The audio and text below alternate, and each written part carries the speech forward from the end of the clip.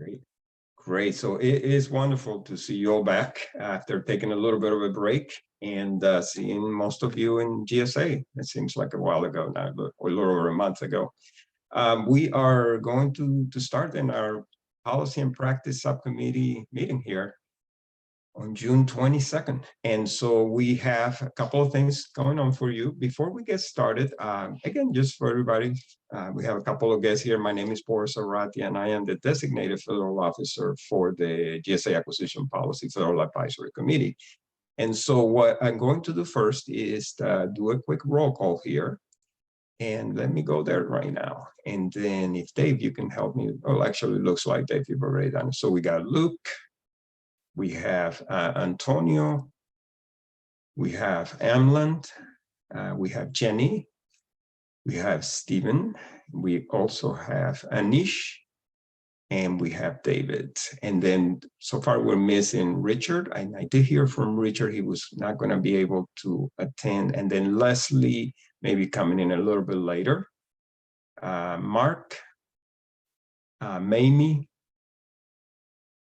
Stacy, and I believe I did hear from Stacy, and then Nigel as well. I did hear from Nigel. He's not going to be able to join. And then Kimberly. And then we also have Cassius here sitting in today. So it is, again, good to be back. I'm going to turn this over to Luke to get us started. Luke, all yours. Sure. Good afternoon, everybody. Always a pleasure to see you folks. Really good to see your faces.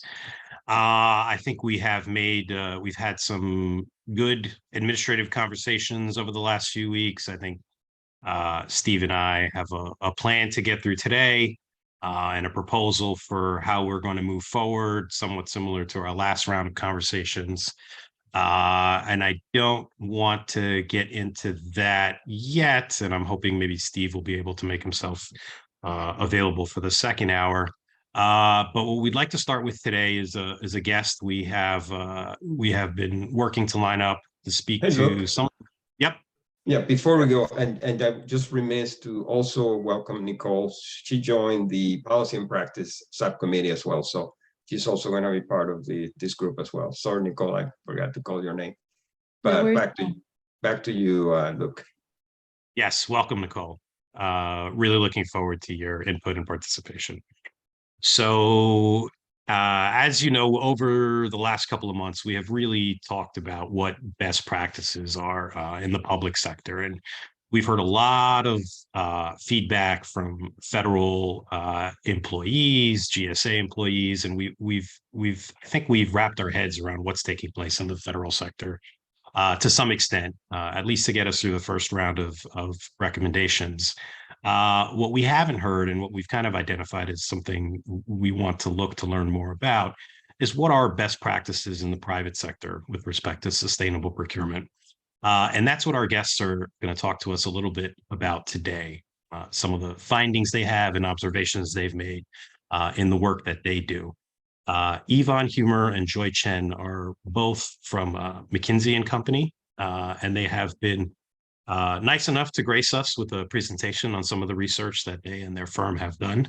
And without further ado, I'll pass the mic to you, Yvonne. That's okay. Thanks a lot, Luke.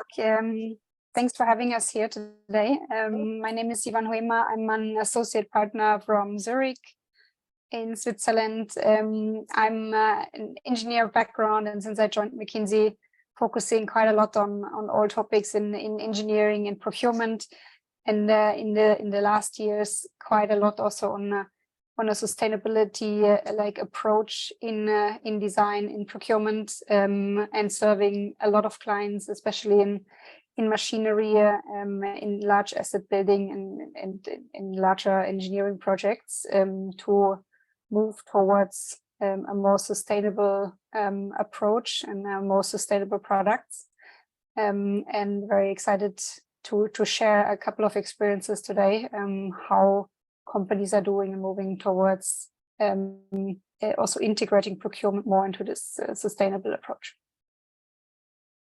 I'll quickly introduce myself also. My name is Joy Chen. I'm a partner at McKinsey and part of our sustainability practice. I'm based in New York. I work with public sector as well as private sector clients on sustainability, decarbonization, and related topics. Just a few points of context before we begin the presentation. So Luke had asked us to come speak with you all on the topic of private sector sustainable procurement, and specifically what private sector is doing, what approaches companies are taking to make their procurement more sustainable. So McKinsey is a global consultancy. We work with private sector companies across all industries on this topic, and we're quite active in publishing. And so we prepared a presentation today that Yvonne will take you all through based on a few of our recent publications, which we're happy to share around by email after this. So very much looking forward to taking you through. And then two other quick notes. The data that is contained in the analysis, which is again in these publications, is from publicly available sources. And so McKinsey makes no representation that the source data remains valid. Secondly, after the presentation, we can leave some space for questions, and we will only be able to answer questions that are directly related to our analysis, how it was carried out, what sources were used. We will not be able to speak about our own projections or opine any further on what the analysis can conclude. So Yvonne, do you want to share your screen and maybe take us through the presentation?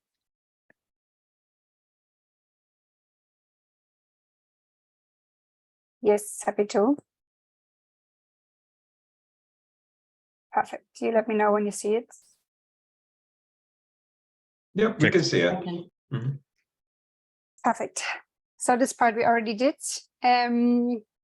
As Joy mentioned, there are also a couple of publications around the topic. To name a few, we published articles around especially how to move towards a sustainable supply chain, but also a couple of other topics more related to carbon footprint, how to reduce carbon and cost at the same time, but also focusing on green materials. You can approach them also on our website, so they're all publicly available.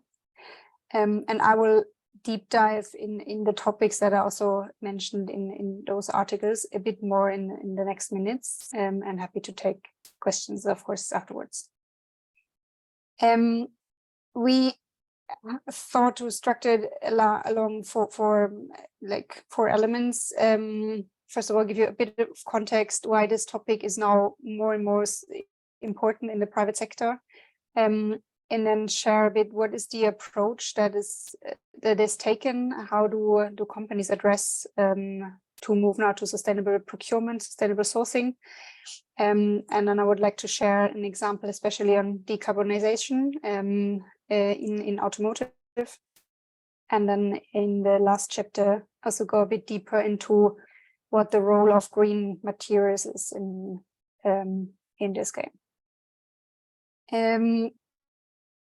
So companies get a lot of pressure, not just external, but also internally now, to move towards a more sustainable approach and a more sustainable environment. That means they have quite a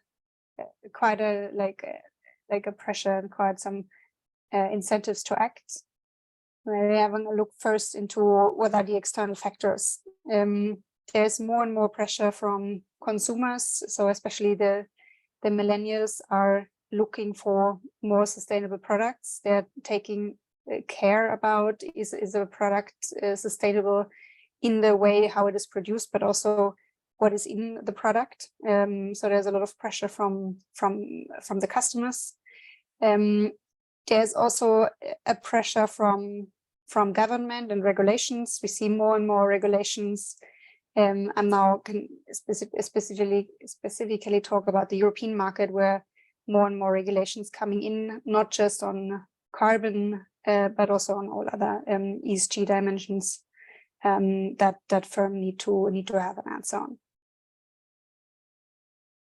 On internal factors, it's also getting more and more that employees would like to see a purpose, would like to see a sustainable target, a sustainable direction of their company.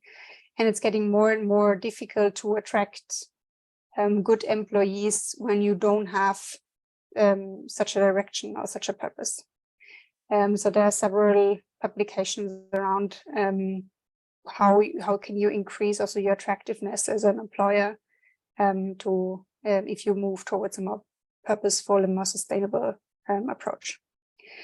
And then at the same time also gaining investors is more and more, it's not just nice to have, but it's more and more obligation to also be able to prove that you follow ESG guidelines, and especially how to prove it is the more tricky part. So more and more companies to get money have to make sure they have an auditable sustainable strategy.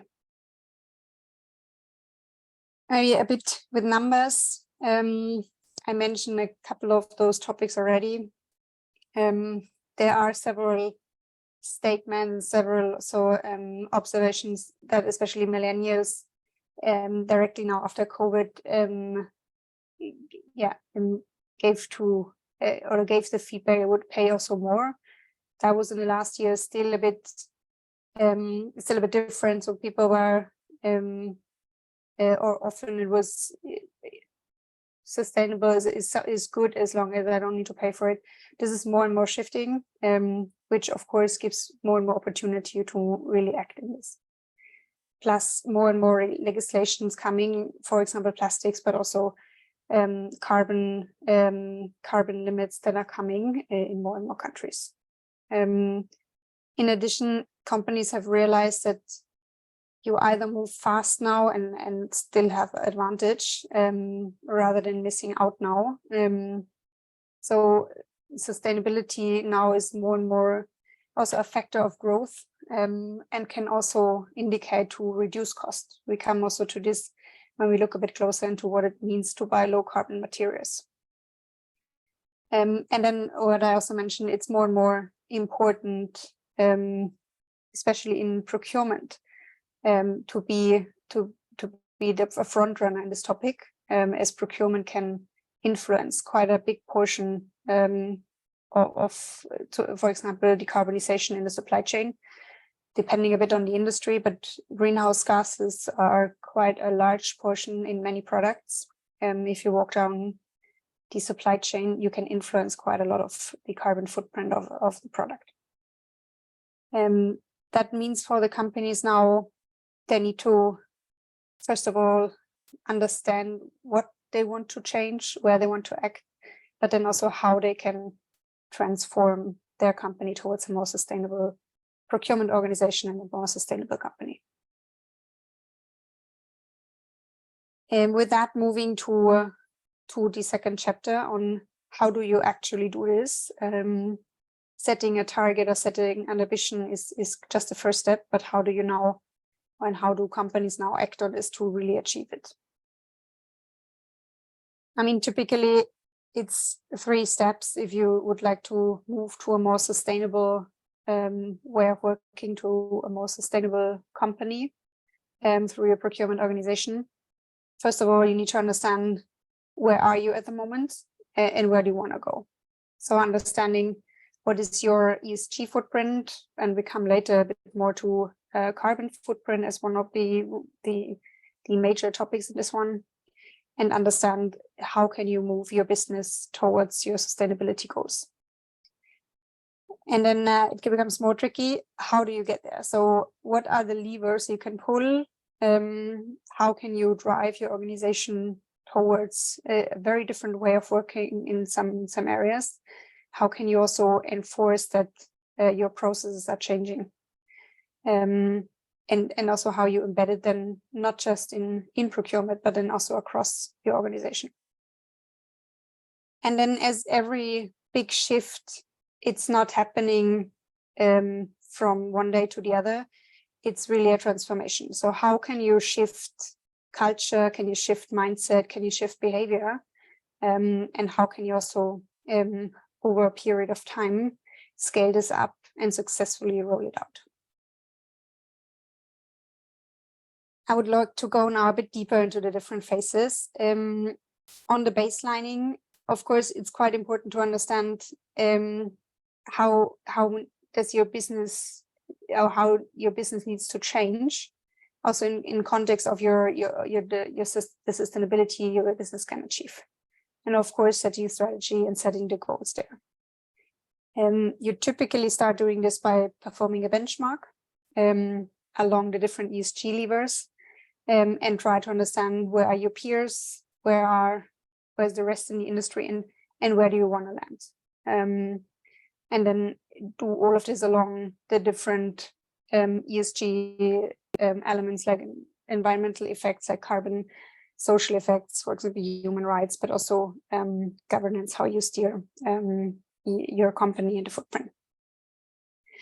And then, of course, how far you want to go. You want to follow, you want to lead, or you just make sure you're not the last. So there's, of course, a different way how you set your ambition and how you set your strategy. Also to understand who do you want to attract with this, and who do you want to what do you want to address with that one. Yeah, when moving to the execution, it's a lot about, first of all, understanding how you do it. What are the guidelines? What are the policies? What are the regulatory requirements you need to fulfill? What is your who's your customer and how to approach the customer then? But also, what is the overall public demand? And then normally start with a pilot, start to implement first principles, and then try to roll it out. And to name a couple of examples, it's about decarbonizing, for example, your supply chain. It's also about how can you reduce weight in the supply chain, but also, I mean, what I mentioned in the social aspect, how can you also make sure that across your value chain, human rights violations are prohibited and will not take place. As mentioned, typically this is doing a first pilot will help your organization to understand the direction. Rolling it out, scaling this up is normally the more tricky part, because you need to make sure that you get your full organization moving on this one, and not just a single department, for example, bringing your procurement organization. And with that comes the third phase. How do you shift your organization? It's not just you have a different policy or you have a different guideline. It's really you have different target system, you have different incentives. You need to steer your organization differently. I also come to an example later when moving to an automotive example. It means you need to structurally change behavior and change, for example, also consumption principles across all your category strategies when staying with concrete procurement activities. Also means you need to embed those new targets and those new scales in the different category management departments, in the development, but also in different collaboration programs. And of course, also embed this not just in your organization, but also bring this to your suppliers, where you, of course, only have limited influence into their organization as well. And at the end, it's also a matter of keeping control of it. So how do you make sure you track that internally, but also externally, for example, in your supplier network, the new actions, the new guidelines, the new policies are fulfilled. Let me move into a bit more concrete example to make this a bit less theoretical. I would like to talk a bit more about decarbonization as one of the biggest environmental levers. And the automotive industry and electric vehicles are quite an important industry right now who are pushing this topic quite a lot. Why this market? There's more and more regulation in automotive industry, in general in the energy markets that are that are increasing the enforcement to move towards less fuel consumption, less fossil energy consumption. There are more and more consumers which are looking for low carbon emission cars, but also are willing to pay for this. And there's more and more competitive pressure in the market because a few started to move this market, and now everyone is following.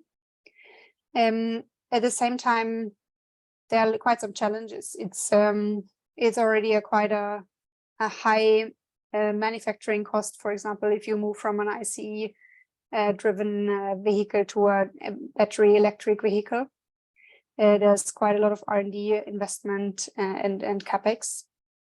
In general, there's quite a large ambition to move towards carbon reduction. We're talking here about Scope 1, Scope 2, Scope 3. So Scope 1 are the direct emissions a company has, for example, in your production. So how do you heat, for example, your production hall, or how you energize your assets?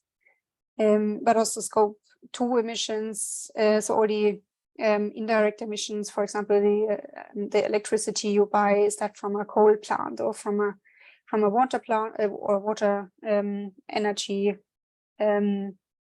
generation. But then in the next step also Scope 3 emissions, so the emissions in your value chain, that become more and more important when you optimize Scope 1 and Scope 2, which are a bit easier to optimize. That means there's also quite a large need to do this smartly, because otherwise you need to handle this cost pressure. You need to handle that the supply gets more and more, so you cannot get any price you want. So there's a high pressure in the market currently to find smart solutions to decarbonize, but at the same time still stay competitive and fulfill all the various regulations across the world. Why is it even more important in automotive industry when it moves towards battery electric vehicle? This chart shows the share between carbon emission of a vehicle is when you go for a diesel combustion engine, you have quite a large portion in the operations. So during the lifetime of a car, the carbon emission are about 80% during life cycle and only 20% in the production. When you move now towards a battery electric vehicle, this shifts quite a bit because your emission are getting lower during life cycle, especially if you start also using green electricity. But the emissions in your production become more and more important. I mean, it was also quite a lot in the press that also batteries have quite a high intensity in carbon to be produced. So therefore, companies also need to think more and more about how do they decarbonize their supply chain. And there we come again to procurement. Why is procurement so relevant in this field? Because procurement is the department influencing the carbon emissions in the supply chain the most. How do you do this?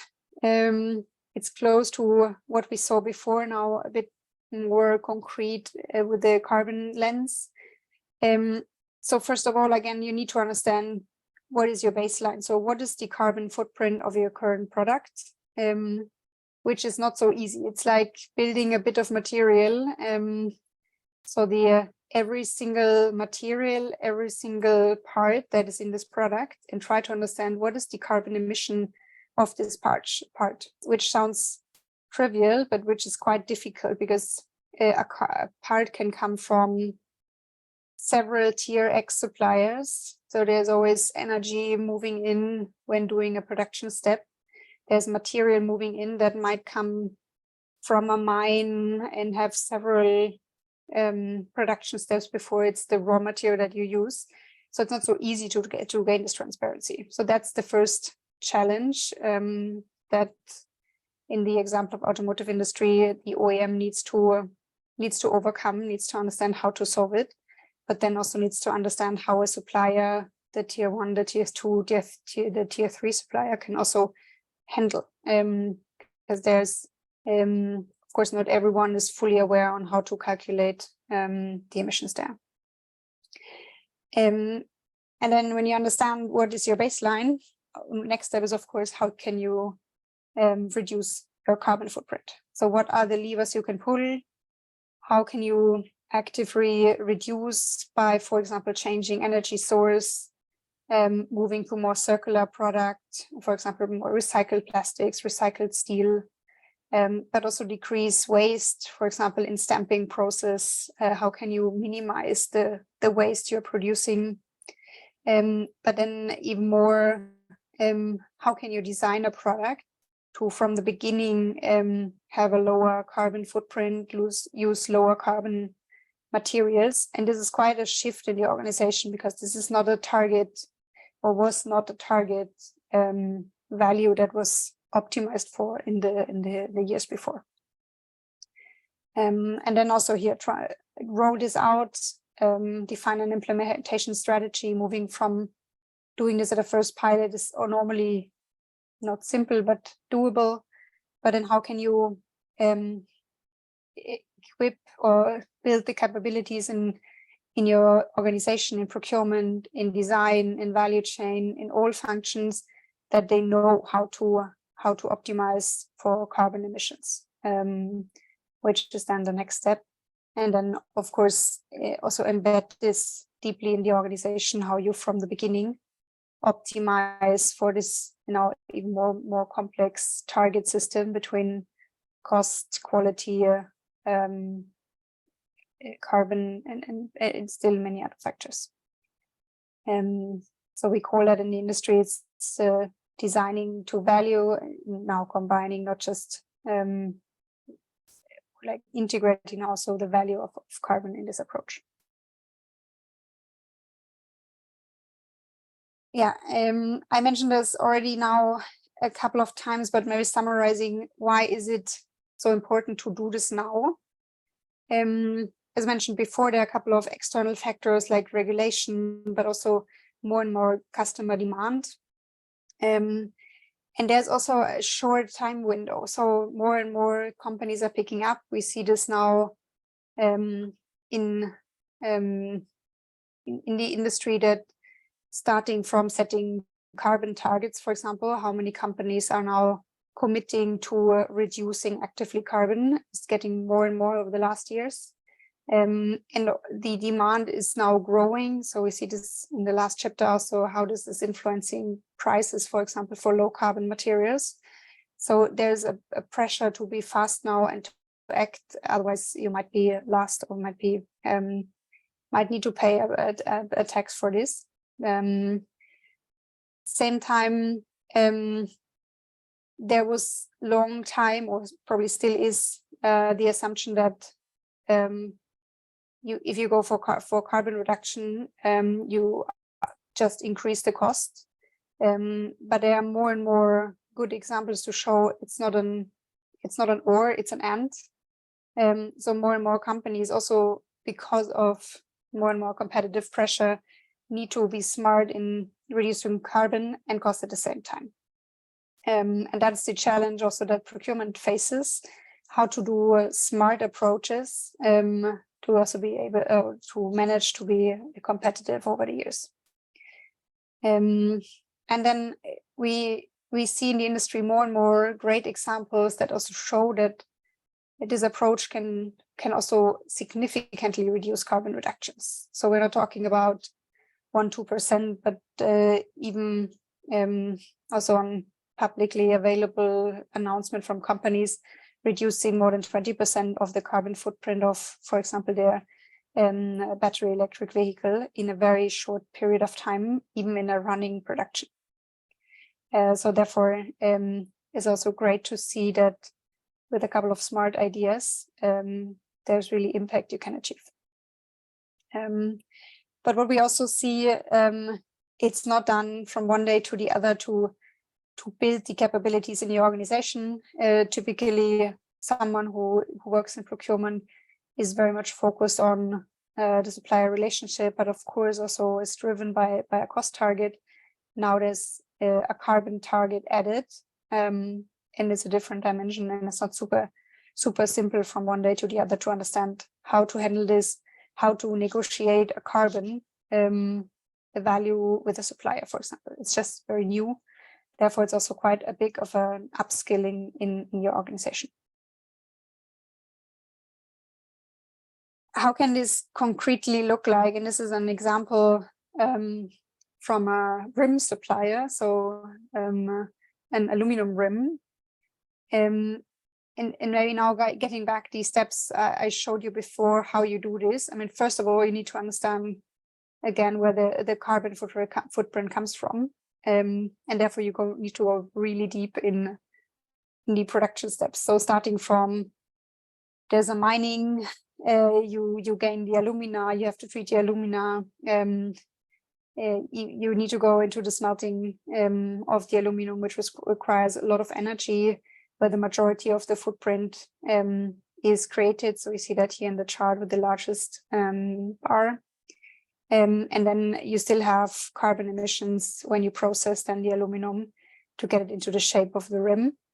So that's the first step. Companies need to understand, and this is also across several suppliers, so it's also not so easy to simply gain or get this information, but understanding how do you address now the largest portion of the carbon.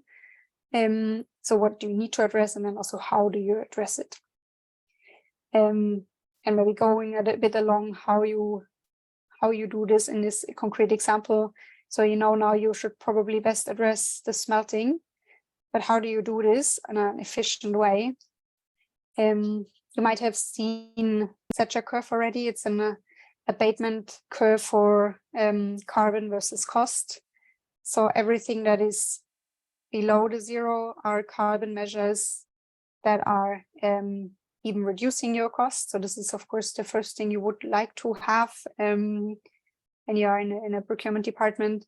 And then more and more going to the right, those are the carbon levers where you have to invest. And of course, not everything comes for free. Not everything will reduce your carbon emissions.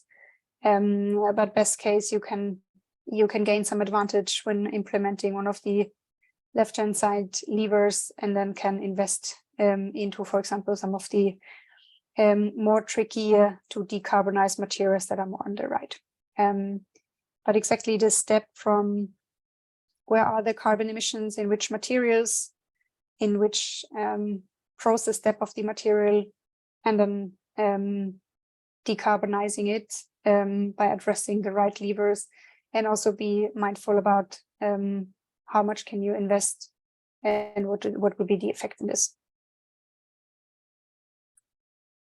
This I do quite shortly. That's a sanitized just overview how companies are really doing this now. There are different solutions around, for example, it's called a clean sheet. It's just a bottom-up calculation. This is like a typical tool that is used in procurement normally for cost. So you typically take a white paper and build up the cost from the bottom. What is your production cost? What is the material cost? And now you do the same, now adding CO2 into the equation. So what is the CO2 impact of the overhead you have in your production, the electricity that you're using, and the materials, or the example we saw before from the aluminum rim. And by doing this, you understand what should be the typical cost and the carbon of this material, and then you can optimize for getting this and play with the impact or the input factors, how to move, for example, the electricity carbon footprint to a lower one by using, for example, a water powered water electricity. And that brings me to the last chapter. Materials, we saw it before, is one of the the main input factors where the carbon sits. So therefore, how to source now also low carbon materials, and that's not a simple one. If you are used to, for example, buy cheap materials, and now you need to buy, or not cheap, but affordable materials, and now you need to buy materials with low carbon emissions. Again, green material and green is this, it's not a protected word in this field. Can be a really low carbon material, like for example low carbon aluminum with about 4 kilogram CO2 per kilogram aluminum. It can also be 0, so this is not a protected word so far, but overarching it means you move towards a lower carbon footprint of the materials. And due to the more and more commitments that I mentioned before, also the demand for those materials are increasing, especially on steel, on recycled aluminum, and on plastics, but also on, for example, battery materials like nickel, like different metals, where the companies are searching for low carbon options. And still the production capacities are ramping up over the years, but the demand is still growing faster than the supply. So companies need to find also smarter ways to procure those materials, to get access to those low carbon and green materials, to jump into partnerships, and also have a long-term perspective on how to get the materials you need for your products to also commit, or to also achieve your low carbon commitments on your product. Maybe an overview on the different demand and supply forecasts. There are different scenarios, of course, that are influencing those. But overall, this is an example now for green steel, low carbon steel, for Europe, for flat steel. I see the demand is still a lot higher, and will also still be a lot higher in the different scenarios versus the supply. Same logic for aluminum, is recycled aluminum and low carbon aluminum, and then also plastic. You see that also on plastic prices. Recycled plastic is due to this gap normally higher than virgin plastic, because of this demand supply gap. Same for the materials moving into batteries. So all of this requires a smart procurement strategy, how to get the materials, how to have access to them, but also how to make sure you don't pay a super large premium for this one. So summarizing a little bit,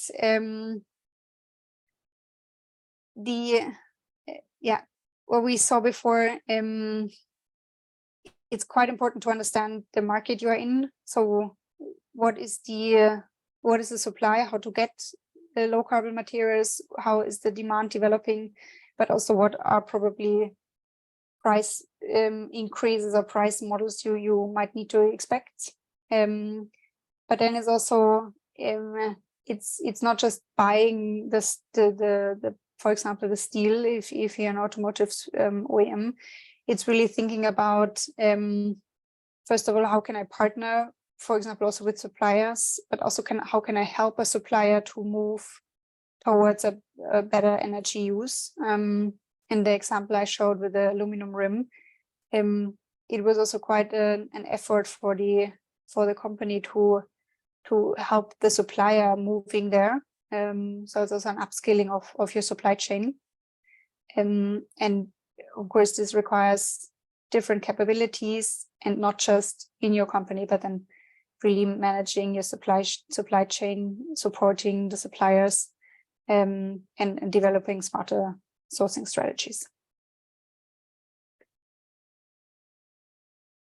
So that was a bit the outlook across the different dimensions. So general sustainable procurement, but then getting a bit deeper in carbon reduction, and then especially in the carbon reduction, a focus on green materials. So I hope I didn't miss too many questions, but would open it up now for the different questions. Thank you, Yvonne. I'll start. Yes. Thank you very much for this presentation and the materials that McKinsey makes publicly available. It was coming across some of those materials that led us to your team. Joy, I also want to thank you for the little disclaimer at the beginning. The committee is not unfamiliar with how difficult it is sometimes to get clearance to speak in a public forum like this. So, we do hear you. Any questions we address, should be, if you can't answer them with the publicly available materials, we'll totally understand. We do appreciate you guys really making yourselves available to present on it. It is a unique voice that we haven't heard before. And I think you brought a lot of familiar and yet unfamiliar concepts to us. Some of the framework, I think we haven't thought about it in exactly the same way, but a lot of the concepts are the same.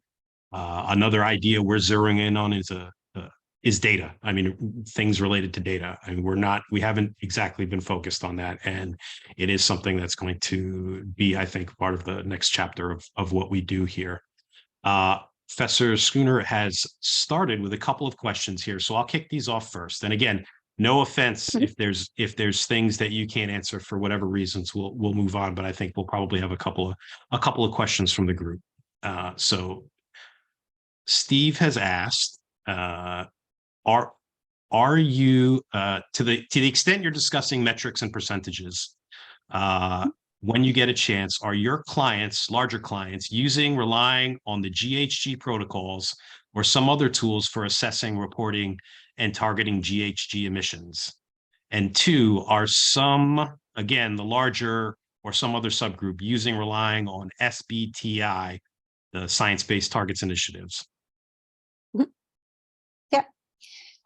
Maybe starting with the second question, yes, especially SBTI targets are used now. I mean, we talk mainly about the larger companies. What I mentioned before, more and more companies are picking up and committing to SBTI targets in different time horizons, from like setting midterm targets 2025, 2030, long-term targets 2050, and then low carbon or even zero emission targets. But just over the last years in the machinery industry, we saw a ramp up of more than 80% of companies committing to SBTI targets. So those sources are used. Those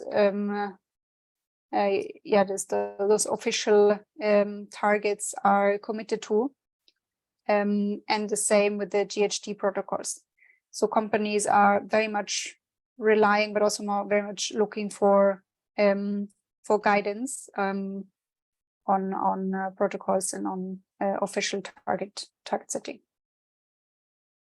Hey, and as a follow-up from Steve, are your clients finding the cost of assessment and reporting and targeting nominal or significant? And is there rule of thumb, for example, X percentage of 1% of gross or something like that?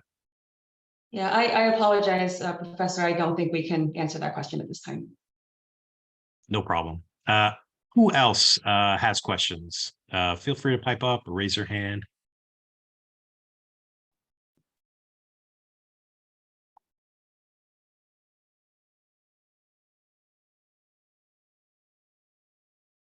Hello. Hi, it's Antonio Doss. Thank you very much for the presentation. And David, I'm sorry if I jumped in front of you. Oh, sorry, I didn't see your hand, David. Go ahead, No, Antonio. Antonio, please go. Okay. Yep, So we'll I go to just David had a next. quick question. I'm not sure if this is in the suite of the ones you can respond to, but I noticed one of your recommendations dealt with embedding some of these kind of criteria within the overall category management approaches. And I was just curious, what, if any, anything you can share in terms of how that has worked or any particular challenges or just any guidance that you might be able to share in terms of what the experience has been with regard to facilitating some of this change through category management. Yeah. Maybe let me put one example. If you have carbon now as a new target dimension next to cost, it's sometimes quite difficult to build a business case around that. So is now carbon or is cost more important? So a solution that many companies do is now defining like a carbon equivalent and adding this in the business case. So moving towards a carbon accounting that allows you to be able to decide on if you have to have a trade-off between carbon and cost, and that helps to be able to steer that in your categories in your supplier interactions. Okay, thank you very much. Thanks, Antonio. David, you're up next. Thank you. Enjoyed your presentation. Responding just to your just recent answer, I think we call it here in the United States carbon shadow pricing. You assign a cost to it that is supposed to account for, they say, social impact. But that's not really my question. Much of our subcommittee has been discussing environmental product declarations. Can you talk a little bit about that? You know, did this particular manufacturer have to get so-called EPDs from all their suppliers? Was that a significant hurdle in doing a lot of the things they wanted to do in decarbonization? Yeah, Yvonne, unless that's in the article that's already published, I don't think we can speak about that at this time.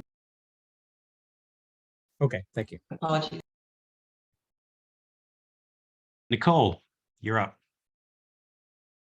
Yeah, sure. Thank you for the presentation. I have a very general question, and I really appreciate the perspective that this information is coming from, which is largely based on the private sector. I'm wondering to what extent, based on your knowledge, based on the expertise within your organizations, how you might forecast applying these sorts of models to the public sector.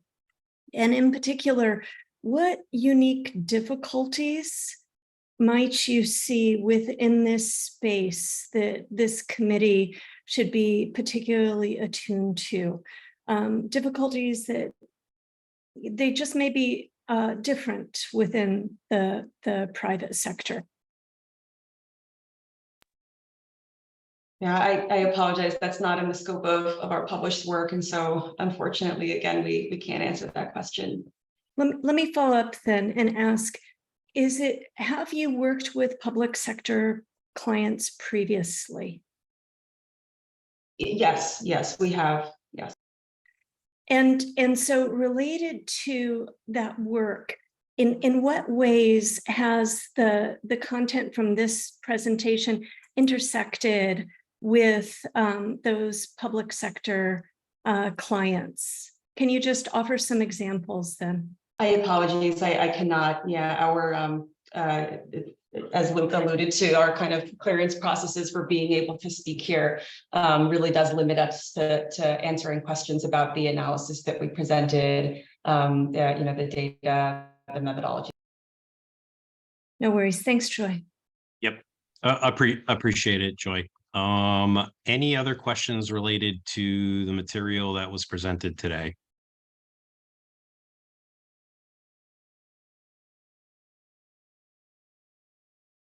Boris, you're up. Yeah, so my question is, and see if this could be within the scope, is I'm interested in maturity models. So maturity models is something that's been discussed within one of our other subcommittees. And this is about how do you help your clients sort of grow in their capabilities to become a more sustainable provider, service provider, or product provider. So I'm curious whether in your work with these clients, was there any kind of maturity model that you all use, or maybe you have developed something like that? And I'm just curious if that would be something we could discuss. Yeah, so we have, and we do have other publications on this topic. And so I'm happy to share those around offline. I have to find them because they are not at my fingertips right now, but let me look around, Boris, and I will share something offline after this call.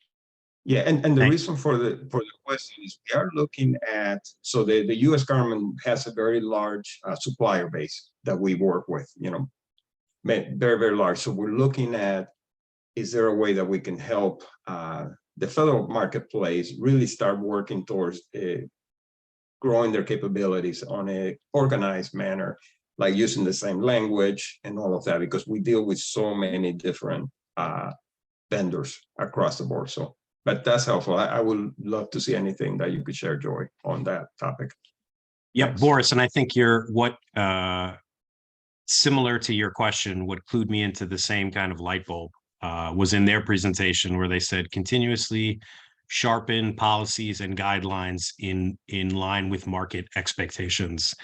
I saw that as kind of similar to what we're trying to do with getting the market ready and not asking for too much too soon. And some of the committee work that we're doing. So I think that, to me, that was a very similar concept that they were talking about, that we are, we don't want to go out too quick, too fast and ask for too much.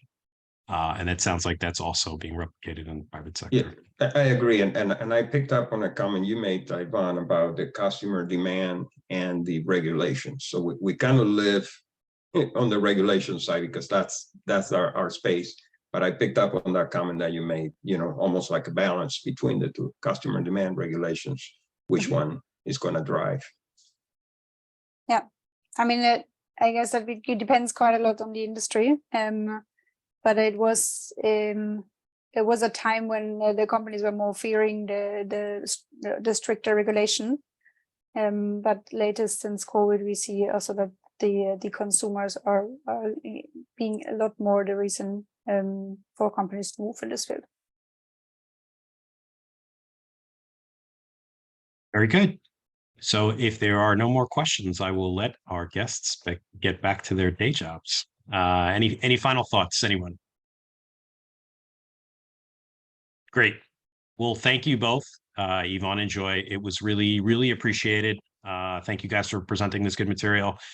You know what we're working on, you know what we're trying to do. So if you have any other material that you think may tap into something we're interested in, please let's keep up the lines of communication. Would happy to, read it and distribute it to the committee, and, perhaps we can have another talk if we find, something else publicly available that we could, clue in on for the committee. Will do. Happy to help at any time. Thank you. Appreciate it, so folks. Have a good day. Bye. Bye-bye.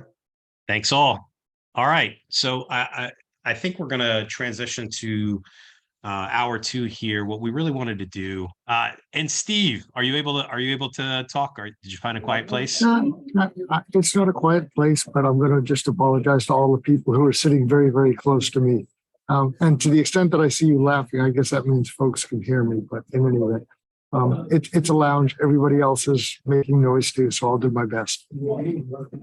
Okay, great. I want to give you, since you have a moment, I want to give you the opportunity to kick off or start with something. If you have any additional, anything you want to say while you can.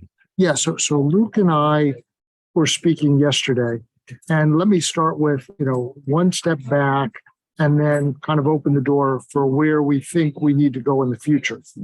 So I think everybody at this point realizes that when we got our feedback from GSA, in many ways, we got some of the most appreciative feedback of the various subcommittees. Now, you could argue that on the issue of single-use plastics, we were basically spoon-fed the issue by GSA, but at the end of the day, our task force did great work. And so the people who did all that work, their work was appreciated by GSA, and compared to some of the other feedback, it seemed like that's what they were most happy with.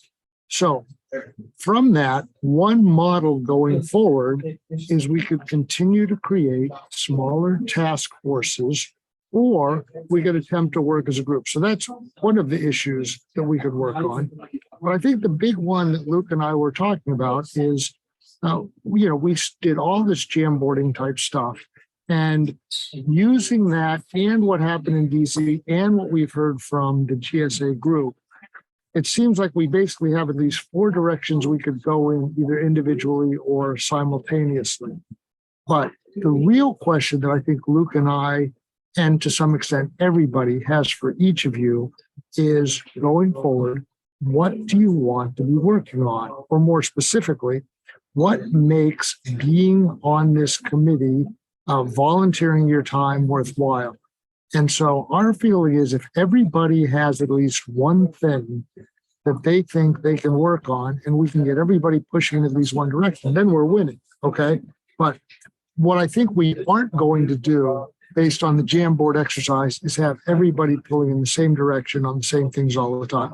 So what I'd like to do, obviously, if someone feels like they should interrupt, by all means, Luke and I talked about 4 basic issues between the jam board and what's happened since that we see our group working with.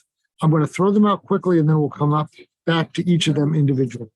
And they are like single-use plastics, at least one is relatively discrete, and the others are almost unlimited in their scope or breadth. So 4 quick things. 4. I think I got 4 figures up there now. Good. Okay.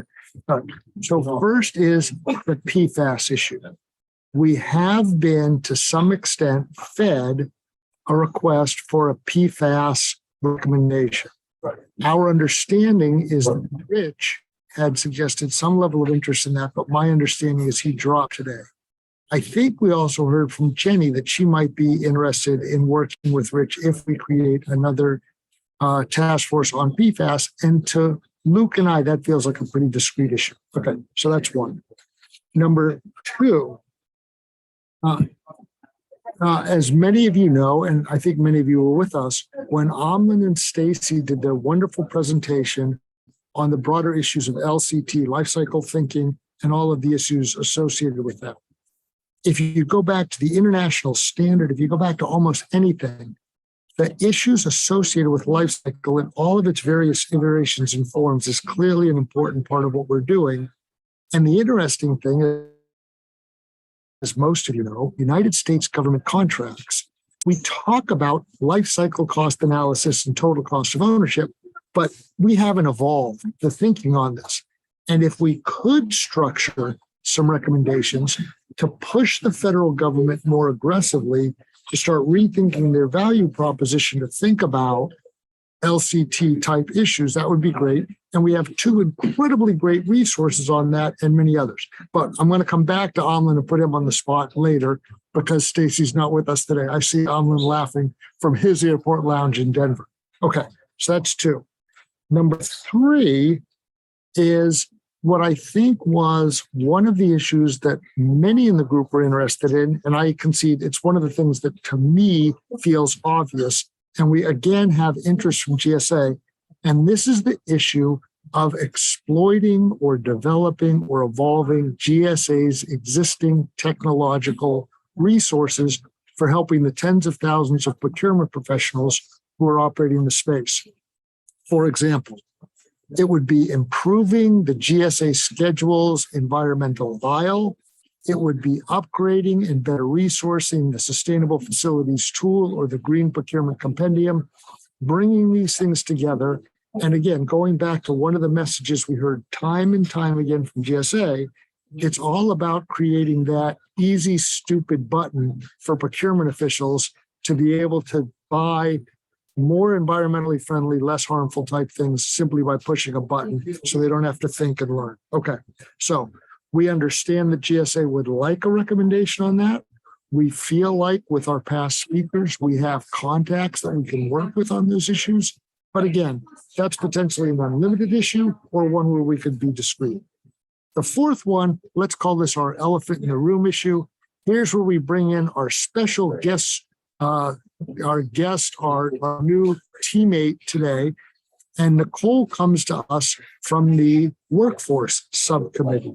And there's a broad group of issues that GSA has expressed a tremendous amount of interest in that to me feel not only important, but also incredibly difficult.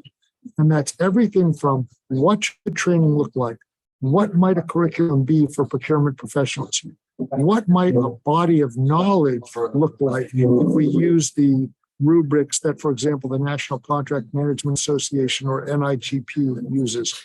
What are the core competencies we want people to be developing? And more importantly, what are the skills we want all acquisition professionals to have? And what are the higher level skills that we want specialists and supervisors to? So those are the four that Luke and I have been talking about. And I apologize, I'm going to drop my screen again. But one of the things that we really want to hear from everybody is what they're interested in. My suggestion, however, is before we do that, I'd actually love to hear first from Amnon to talk more about the LCT issue. And then we'll have Nicole talk a little bit about hers. Then we can kind of go with the conversation. But let me turn it back over to Luke. Thanks so much. Thanks, Steve. I think you captured it great. And I know we're going to lose Amlan in a few minutes. So I did want to give him the opportunity now to do his pitch, so to speak, on the task groups. Go for it, Amlan. Thank you. Thank you very much. My flight got delayed again, so I have 10 extra minutes. It's good news, bad news. But yeah, so it's kind of interesting because when you look again, there's life cycle cost analysis and there's life cycle assessment. Life cycle cost analysis right now for most public procurement, again, in the world of infrastructure, which is what I can talk about, public procurement infrastructure. Life cycle cost analysis is required for projects above a certain size in terms of dollar amount. That's already part of procurement because it's a well-established practice. The first guideline we had was in 1998 to 1999, if I'm correct, and then it's been used extensively. We know where our issues are with that. There is an update to the guideline coming out soon. That's part of practice. Lifecycle assessment. We're seeing a lot of pilot projects happening right now. GSA is piloting out 11 projects, and in terms of what that is going to look like when it eventually gets into our patent design guides, which is policy, patent policy, or in procurement policy. We don't know where that is because we are right now in the process of experiment. We're in the process of looking at different. So in the climate challenge project, we have 25 states participating. State DOTs looking at what information they can collect, when to use, and how to use that information. So, for example, in the presentation that we just saw, the famous McKinsey curve, which we've actually used that curve in some of our work for looking at infrastructure. It looks at dollar value and it looks at carbon dioxide, just cost and carbon, right? Well, that's not enough. You have to look at cost, carbon. You also have to look at functionality, because there are clearly certain situations in procurement when you're procuring an asset, especially a public asset, where you want a longer life and there may be a marginal cost in both in terms of cost and carbon that gives you a better life cycle thinking, better outcomes in the end. So we're working on that stuff, and that work is happening as we speak. Now, in the meantime, just the cradle to gate part, looking at the cradle to gate part, use of EPDs or whether it's EPDs or life cycle assessment broadly. Let me just put it broadly, life cycle assessment based methods. That again, it's some states have bike lane in place, the legislation is in place, mandates are in place. This summer, I think there are a couple of states that have already started requiring EPDs. I think Colorado is doing a soft requirement where they're not really enforcing it, but they're asking for it anyway. So people are kind of like tippy-toeing into the waters. And so in a sense, I think what would be useful for us, and as I was listening to the conversation today and thinking about it, it may be really useful for us to actually, as we put together our guidance, to sometimes reach out, and Stacey kind of pointed that out in email, is to reach out to our federal colleagues and find out where they are and how can we aid at what they're doing, and really not come up with our own stuff, which we're seeing a lot of happening in this field. Everybody's coming up with their own new standards. It's creating more chaos in some ways. So I think, at least in the public procurement arena, I think it'd be, and when I say public procurement, of course, the private industry is very, very involved because they are the ones who are procuring our materials and our services from. So, looking at life cycle assessment based approaches, looking at greenhouse gas reporting protocol, and looking at how, scope 1, scope 2, scope 3, especially when you get into buildings, and how that is playing out in building decarbonization. I think bringing that together, but really learning and looking for, our procurement, our DOTs, our procuring agencies, and seeing what they're doing. I think that would be very helpful. And then identifying from what they're doing, like what their needs are. And so there are some needs we have, like, for example, the big conversation now that is happening is, do we have one program operator, one unique program operator, or do we have multiple program operators? Should program operators be allowed to compete with each other? What does that mean for a PCR? And so there are questions around these things where I think this subcommittee or this committee, or this Federal Advisory Committee overall, and this subcommittee specifically, can be very helpful in providing guidelines and outlines. And again, we may not end up saying what the right answer is, but it may be useful to highlight what the questions are, and then identifying the right people to work, or even to support the people who are already working on it, to say, yes, we've raised these questions, this is important.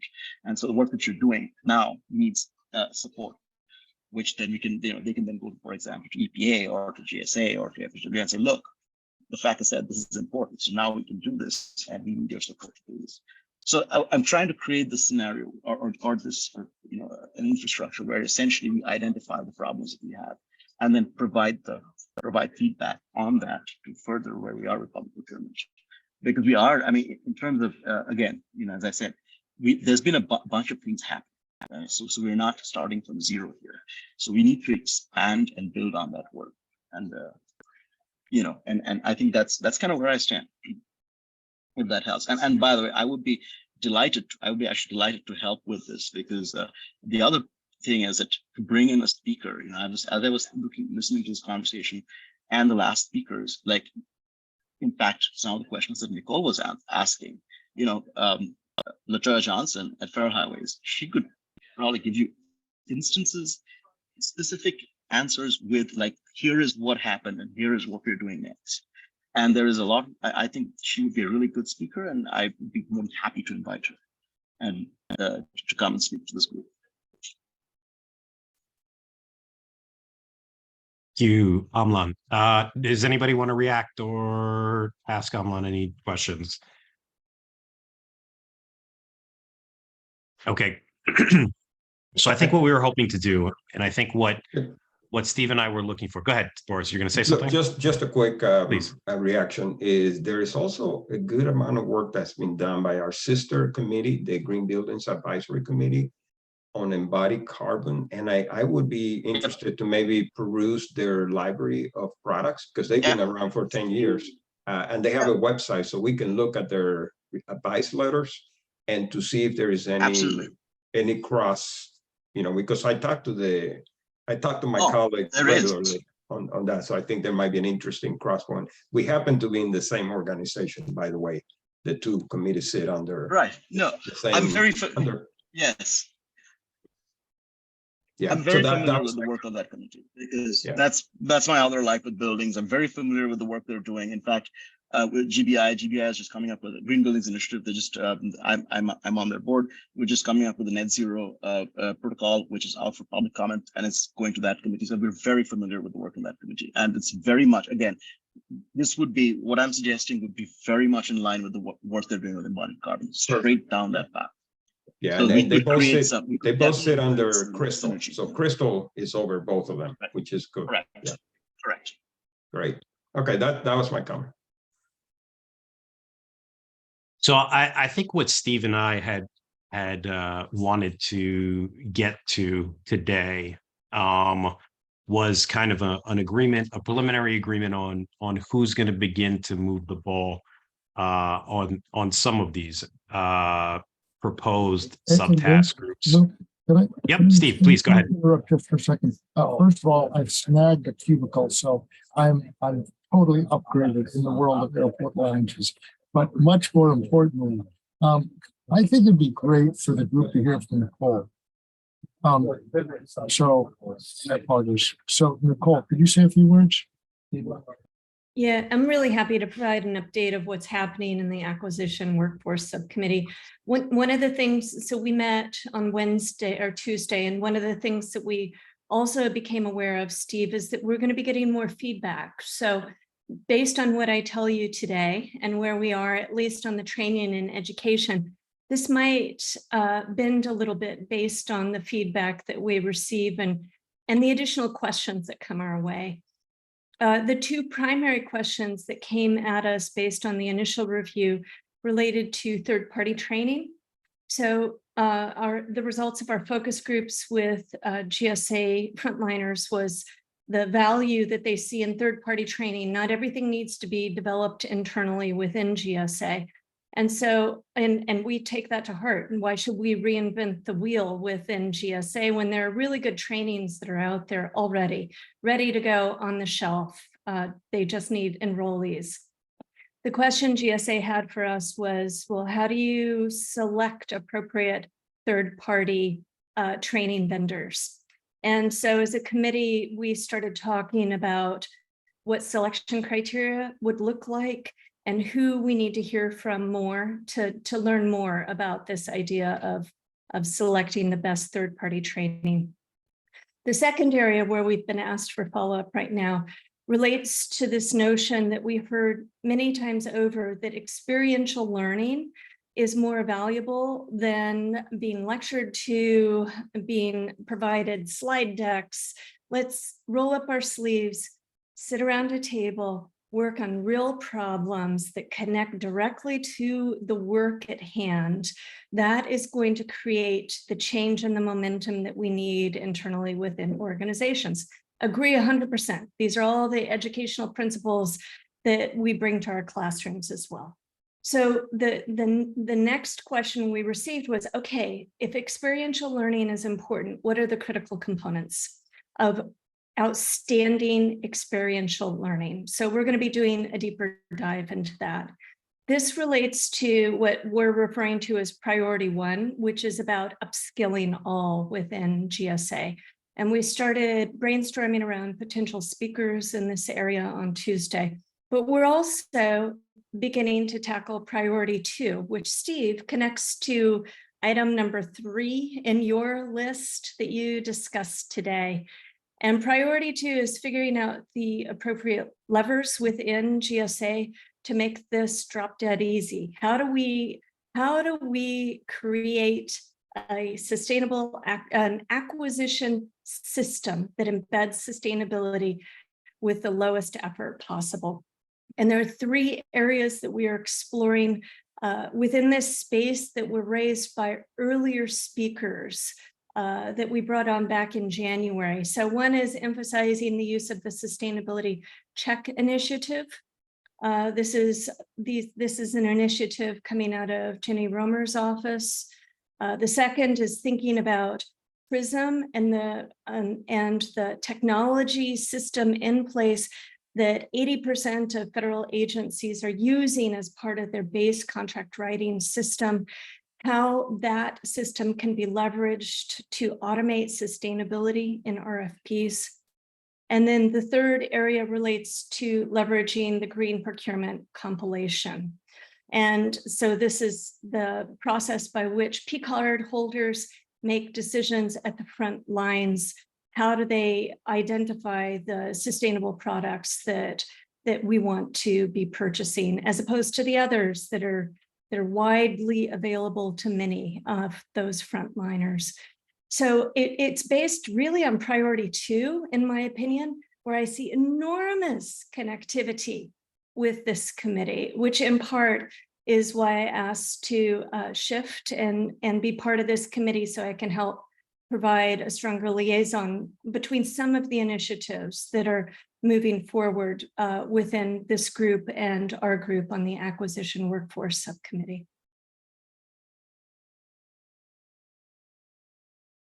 Thank you, Nicole. We really appreciate that. And you know what? I'm going to put you on the spot again too. You have been with us, and you're the newest member of the committee. We have gone through an exercise a couple of different times where we've kind of gone around round robin to see, you know, if you were to be able to select and build your own task group, what specific topic would you build? What specific topic would you choose to pursue as a task group? And I think, you know, you bring a totally different perspective to the table, but yet you're well versed in all of the same issues we have. And so I would love to hear, like, hearing what you've heard today, knowing what you know about the work that we've already done, you know, what would you pick as, you know, topic 4, topic 5 to put on the list of what we should tackle next? Oh, we're talking about adding topics now.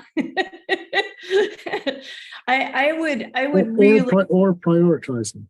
Yeah. yeah. So Steve, can you tell me again what number 3 was on the list? Because that's the one where I saw the greatest connectivity based on the list that you've already curated. Okay, so I don't recall numbering Was it- them, but I believe It was in the 4. in the way that we pitched them today, I think that so 3 to my mind is tech solutions, the easy, stupid button. And 4 is the broad range of issues that I think are the greatest amount of overlap with what we heard Jeff asking your subcommittee to do. So I think, and again, we can change the numbering, but on my list, 4 was training, curriculum, body of knowledge, core competencies. What's the difference between introductory level? What should everyone know about sustainable procurement? What should the most advanced people know and the like? So that's, and I heard Jeff pushing back pretty aggressively that he wanted us to tell them what to train in. And as you know, I kind of thought that was kind of a staff work issue, but anyway. 3 to me was the intersection, because we've heard as a committee from the people who staff SF tool and the people who staff the GSA and the environmental aisle, we want to make it so easy that when someone goes the SF tool, their immediate reaction is, holy shit, this is really complicated. And we want them to be able to go to the environmental aisle, but we want to be able to get that note off the environmental aisle, which says, this is a great aspirational tool, but the contract is self-certified, so we don't validate anything here when you do your shopping, right? So all those things, basically making it super easy for people to buy commercial items. Yep. And so that actually connects with leveraging the green procurement compilation. And I'm sorry, and I'm gonna apologize. One of the things that we talked about when we had the GSA people here is it's a little bit maddening that the SF tool and the green procurement compilation are basically the same thing with a different name, and people get the overall level of confusion. But if you put in green procurement compilation and you look in your URL, it's the SF tool. It's all the same stuff. Sorry. Yeah, so the idea is integrating all of this within GSA Advantage.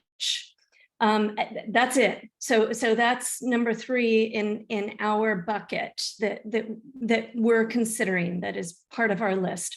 So Luke, to answer your question, it sounds a little bit greedy. I want to be involved in the education side. I want to be involved in the green procurement compilation, and I will add one more. And that is about the sustainability check initiative and embedding it within PRISM. So that would be the 5th item.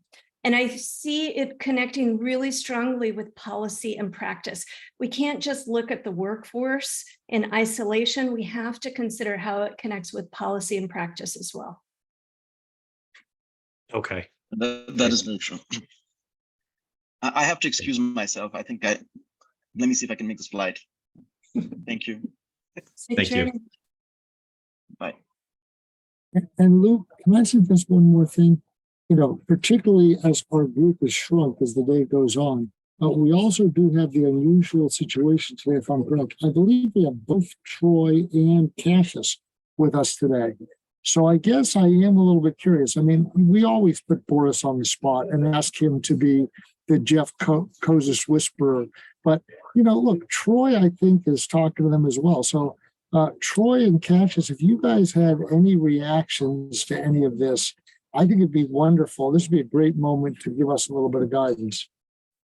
Yeah, and I agree with that. We don't have outside of the group here, there's no other public attendees. So Troy and Cassius, feel free to chime in and join the conversation. Troy? Sorry, I'm feeling a little under the weather, so sorry for that. But I will tell you, I haven't heard anything from Jeff that you haven't heard. So just wanted to put that out there. But yeah, no, I like the idea of trying to kind of tie in the technology to, because to me this just crosses over all the subcommittees, and So I think, I'm kind of wondering whether should there kind of be like a task force that crosses all three subcommittees on that. So Troy, if I could add, while we're talking technology, we have a very strong advocate within GSA for looking at technology, and her name is Katie Miller. So she's the senior advisor, senior leader in FAC.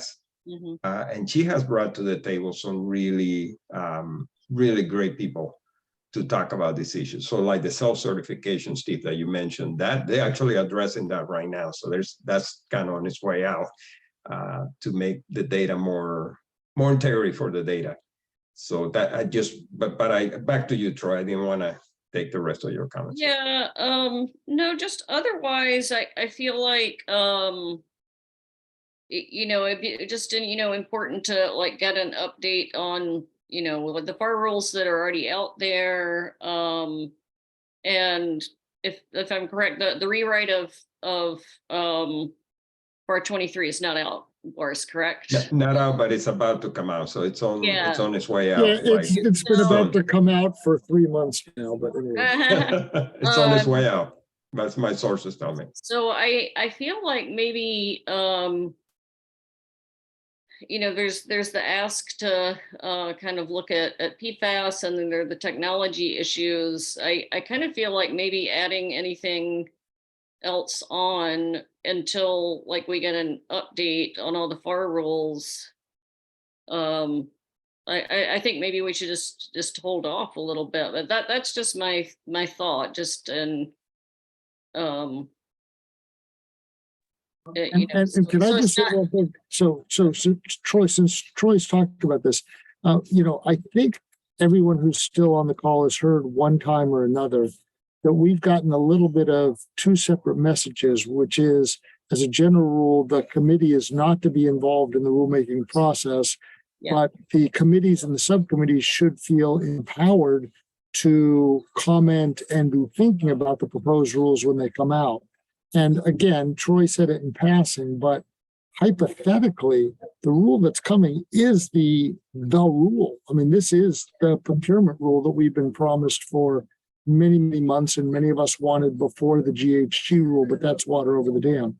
But it is possible that that could swallow much of what we're doing here. But I think that it doesn't derail the larger initiatives that we had. And I apologize. I'm going to let Troy finish, and then I also see Nicole's hand is up. Yeah, no, that's okay. I just want to chime in really quick, if I could. This is Cassius. I'm sorry. I just want to chime in really quick since I was asked for Troy and myself. Just really quick. I think Dr. Scooter, you're right. I mean, we know that this is coming. I think this is something that's not been, we're not aware. I think this group, this committee does have the opportunity to be prepared for what's coming, right? And so if we know, if we always do what we always done, we're going to always get what we always got. And so if we know this has been the case, we know that this is something that's coming, we should be prepared, or at least have a recommendation to be prepared if we're going to add the technology piece, which we know has worked in the past. The self-serving obviously has helped in the past because of committees like this have gotten together. So I think there is an opportunity for us to kind of to be patient, but at the same time, I think we do need to be prepared for a response. We can make the recommendations, so when the next opportunity presents itself, we can possibly add these recommendations to make things run a little bit more fluid, if that makes sense. Yeah, I agree, Cassius. I think that all three of the subcommittees kind of have an interest in trying to advise on like how would you implement what you're trying to do. So that's right. I'm like eager to see the rewrite of FAR Part 23, plus just kind of get an update on where things are with everything else. Exactly. Yeah.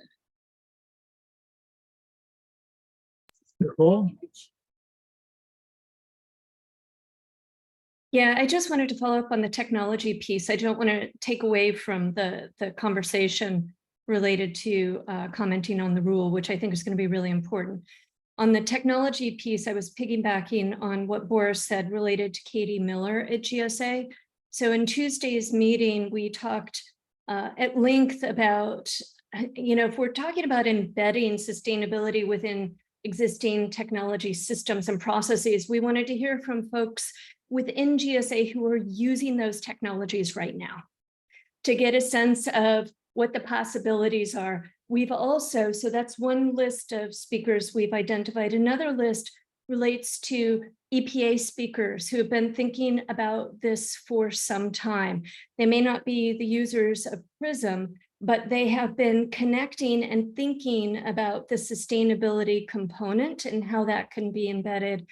And then finally, we've talked about the potential of bringing in some industry speakers themselves, where these applications may already be happening in private sector settings, so we can get a sense about what that implementation process looks like.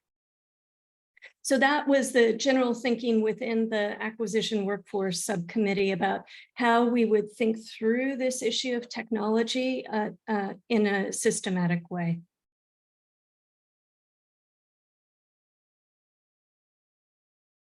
Yeah, Jenny's up. Yeah, I would agree, and I'm happy, Nicole, that you're part of this group, and that and to know that there's this technology discussion is also happening over in the acquisition workforce. I think that's the most important conversation we can be having.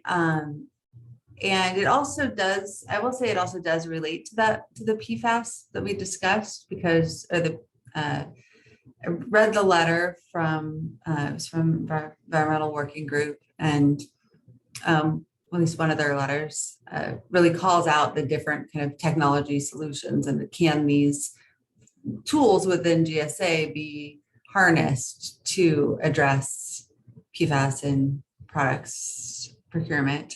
And so I think that's, it's a small bite off of the bigger kind of sustainability question in general, but I think that there are some overlaps there, and I think getting to an understanding with GSA on whether the things that are in that one letter are potentially workable can maybe help us look more broadly as well.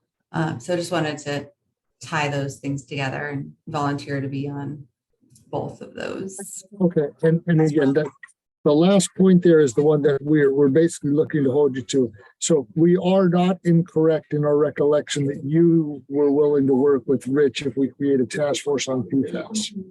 Yes. Yeah, I mean, I would like to define what that means, define the universe there. But yes. Okay, great.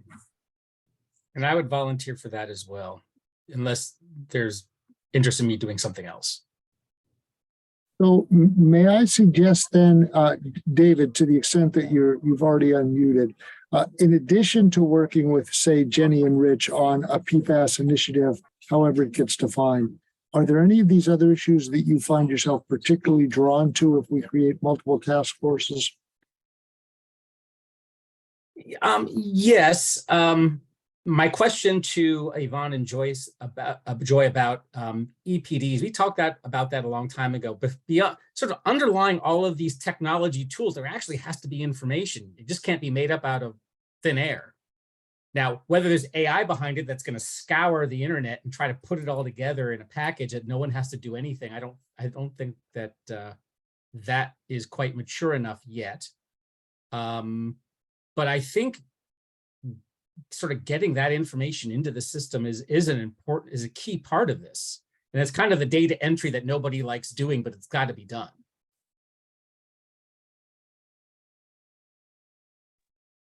So, Mark, are you still with us? You've been relatively quiet today.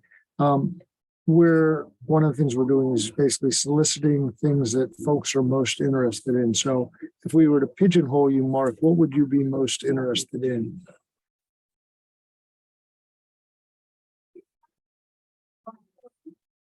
And it's all. You might be on mute if you're speaking, Mark. We cannot hear you. Or maybe we lost him a while ago.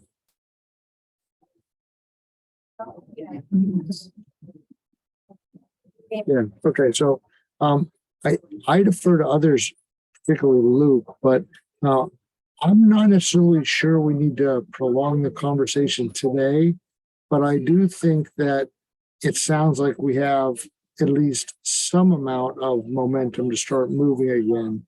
And I guess what we'll have to do again is try by email or maybe have a working group discussion to see where other folks' interest lies. But I mean, I think that we have pretty strong indicia from Amlin and Stacy that we can push forward on something LCT based. And I think that's worth doing. I hear a fair amount of support on helping GSA hone the recommendation on upgrading tech. And my feeling is anything that we do in conjunction with Nicole and the workforce group to push that ball is all good. So that's kind of where I'm sitting right now. And obviously, you know, we'll try something with PFAS as well, see how that goes. But Luke, what are you thinking? Yeah, I think that's right. And I think we've got at least a preliminary set of volunteers for these. I know we didn't get to talk too much about life cycle costs and life cycle analysis, but I think I would like to have a conversation with Stacy, who's been unavailable between now and our next public meeting, and include Amlan and maybe try to map that out a little bit so we can move the ball in some capacity to come back to this group and maybe look for additional volunteers once we put some more language to it. Go ahead, Steve. And if I could say one more word on that, just looking at who's left in the room, Roy and Candace, but in particular Nicole, I'm not sure you were with us when we had, I believe it was a subcommittee meeting where Amlin and Stacy presented on a lot of these themes. And I thought that it was a pretty sophisticated and robust presentation. Basically, Amlin did a lot of the basics and Stacy went through her stuff pretty quickly, but I would call it a data-rich coverage. And as Amlin suggested at the beginning, it's a much more nuanced approach than what you find, for example, in the ISO and a lot of the basic EU literature on how we integrate basically LCCA in terms of internalizing our externalities. But I think there's a lot to run with there. And I found that presentation really informative. And I'm sure that we can figure out what was that? Maybe our third or fourth meeting? Forrest may know off the top of his head, but it was really good. Yeah, we have all the slide decks is on the website, so you can fish for it and find it in the website. Yeah. I also see Jenny's hands up. Sorry, Jenny. Yeah, I just we can finish this thought if you want. I want to circle back to something else that Nicole said. Okay. But Nicole, you had raised the looking at the private sector and what tools are they using, and I was hoping when I saw the presentation title today that we might get into that, but I know it was much more zoomed out with the presentation today, and I don't know how difficult it is to find a private sector company willing to dive into what their tools are, but I think if there is, if your group is finding that, please let us know, because I think that would be really helpful for the tools discussion to get a good sense of what successes are already out there, and states for that matter. But it seems like really getting into the weeds is a little difficult to get people to do. I agree. And admittedly, I'm not sure how far down that path we're going to go, Jenny, because it could quickly turn into a rabbit hole where you can't find your way out. Mm-hmm. I am running an NSF grant right now where we're looking at technology intersections to accelerate sustainable procurement success and what that looks like. And we've been interviewing tech companies there. We've spoken with 7 already, but mainly these companies are add-ons to existing systems. And that's sort of what sustainability check is about, and some of these other initiatives, they're add-ons to the existing systems such as PRISM. So I always think another approach may be more appropriate, where we look at the companies themselves that have begun embedding this into their process rather than the tech developers, to ask how have they used technologies to reach the successful outcomes Right. that they're realizing. So it's like a different starting point here. That's more so what I was thinking anyway. So that sounds good to me. So I don't know. Sounds like you're the right person to find them. So great.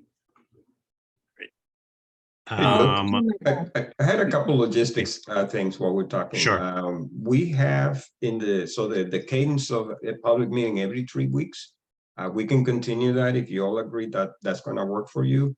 But we also have the administrative meeting. So, for example, in your case, it would be a week from today for 1 hour from 3 to 4. So if you are amenable to that, we can continue that tradition. So if you feel that that's going to work for you, but that's your call. You and Steve can definitely make that decision. yeah, so I think we lost Steve for 3 to 5 minutes, but we did have a discussion about it yesterday, and what we were striving for, and also to be responsive to some of the feedback we've gotten about the burden of too many meetings, is we were thinking about stretching the public meeting to every 4 weeks. And keeping an administrative meeting, but that I think that is contingent upon us being able to move the ball on the subgroups in between, right? And so the public meeting would be more of a, perhaps we'd have a speaker for half of it, but the second half would be the subgroups reporting out and getting feedback, and the rest of the committee kind of offering some additional thoughts or guidance on what the subgroups are doing. So if we are, and I think what we're hearing today is we have 2 very solid groups of folks and topics for the tech tools and the PFAS, and the LCA will try to get some more specifics with that and come back in maybe our next meeting with a more solid pitch. Not that Amon didn't do a great job, but I don't want to conclude that conversation without him or Stacy, who are subject matter experts.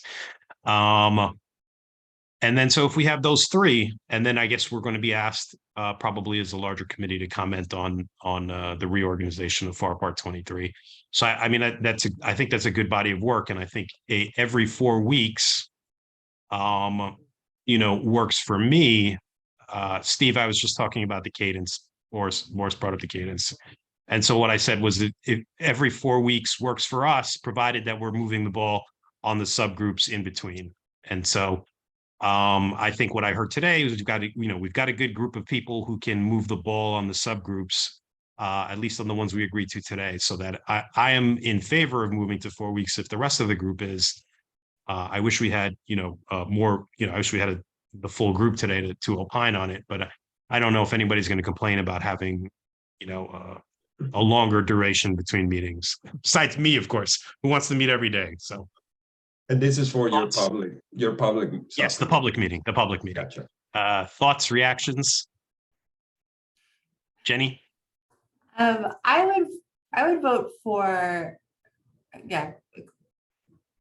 having more space between the public meetings. So 4 weeks sounds good, but also, just getting some space on the calendar for whatever additional task force or whatever it is. And so maybe, if it's every 4 weeks for this call, maybe the 2 weeks somewhere in between there during the same slot, since it's mostly available, but just to have that reserved for some, either maybe 3 to 4 or 4 to 5, to have that reserved for a task force or subcommittee or whatever we're calling it.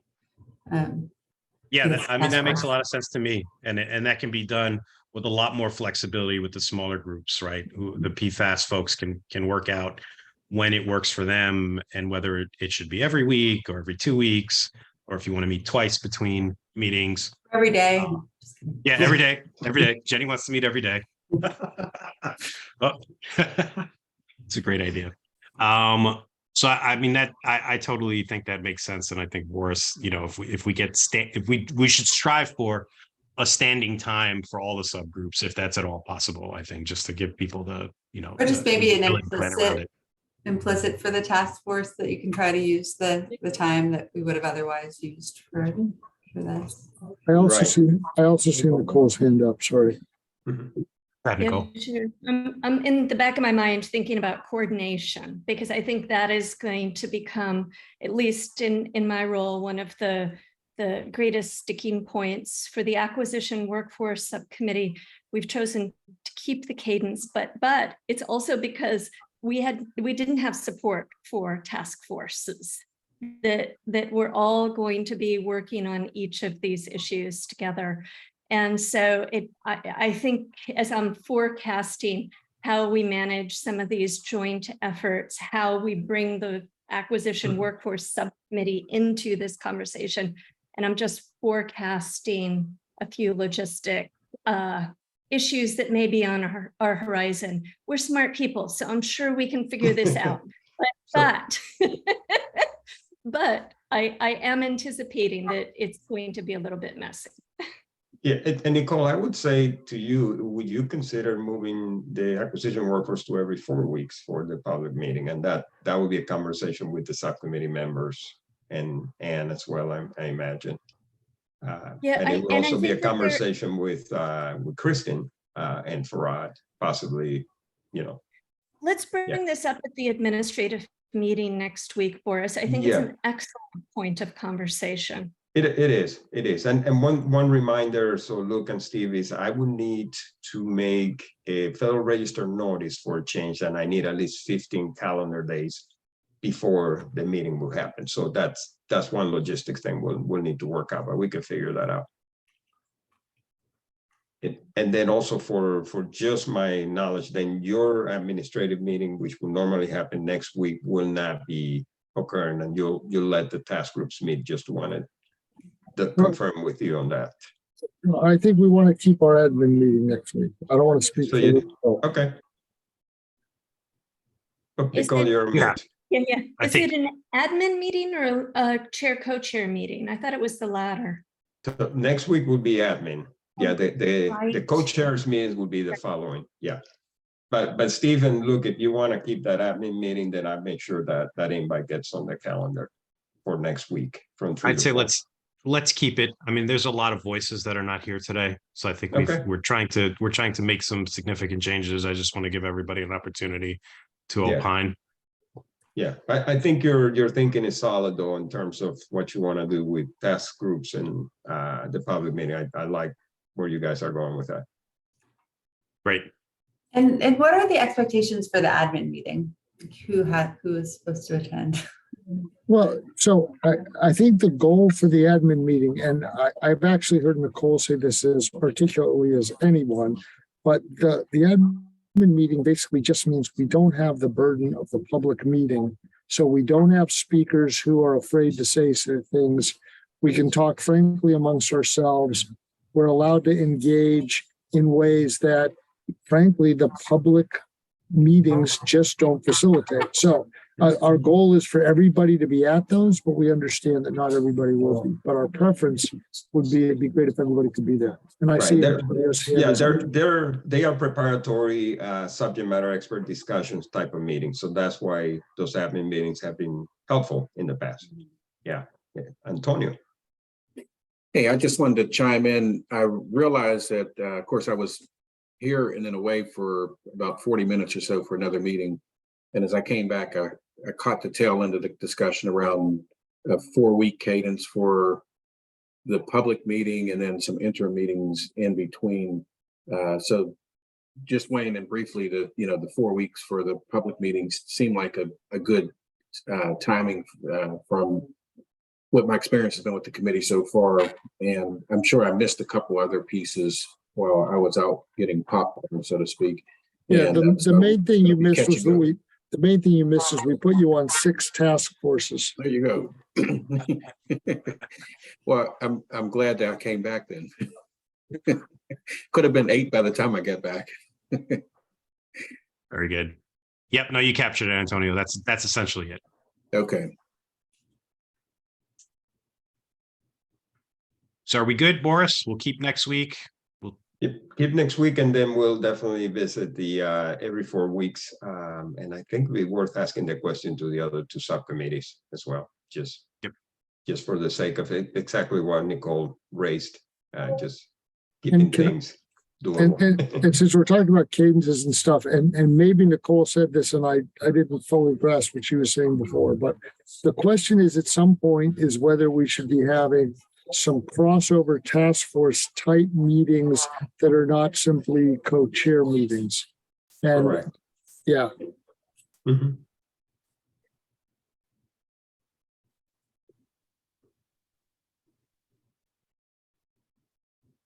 Okay, well, I don't think we, Boris, do we have any public comment? We don't, right? There's no. We don't, I did want to just, Troy, just give you an opportunity to chime in if there was anything on the meeting cadence that we were talking about. Same for you, Cassius.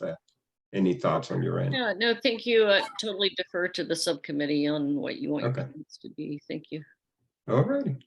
Likewise, thank you. And thank you all. Excited about launching into this next phase and appreciate all you're doing. Now that sounds good. Just one last thing I wanted to mention. Nicole brought this up earlier, that GSA is looking at this report very, very closely. They're looking at every line that's in that recommendations report. We've got input from most of the organizations that are looking at. There's one more organization we're waiting for their feedback on.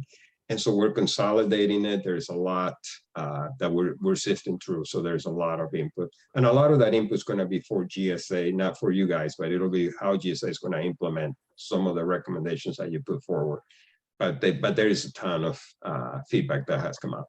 And so far, I haven't seen anything that says stop. So that's good. I was looking for that specifically. I haven't seen anything that would cause a concern. But yeah, just want to put it out there. So we're going to do our best to consolidate and provide that to you all. But that was all I had. Terrific.